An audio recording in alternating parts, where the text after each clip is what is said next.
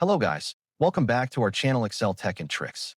In this video, we are going to solve Excel cannot open file because the file format or file extension is not valid error. Thus, if you are facing the same problem, then this video will surely help you in fixing it. But before heading towards the solutions, make sure to like and subscribe to our YouTube channel. The very first method you can try is renaming your Excel file. To do so, go to the location where your faulty Excel file is saved. Then, right-click on the file and rename it.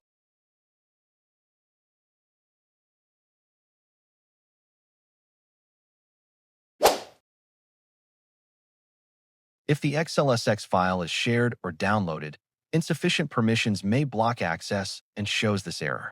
Try changing the group permission settings of the document. To do so, locate and right-click on the file that won't open and click Properties. Click the Security tab and hit the Edit button. When the File's Permissions dialog box appears, click on the Add. Click Advanced button from the Select Users or Groups window. Select Find Now. Choose Everyone group from the list and hit OK. You can see the Everyone group in the Enter the Object Names to Select text box. Click OK, then click Everyone from the Group or Usernames box and check all the checkboxes under Allow. Click on Apply and then OK. Now try to open the Excel file.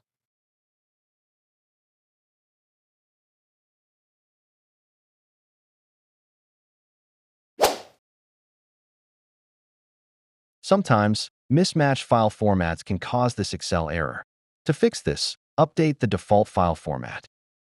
Open Excel, click on the File menu. On the left panel, click on Options.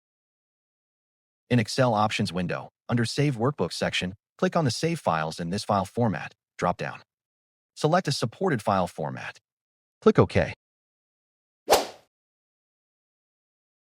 The Excel Safe Mode method can also help you to open the file correctly. It bypasses add-ins and customizations that might interfere with Excel file loading.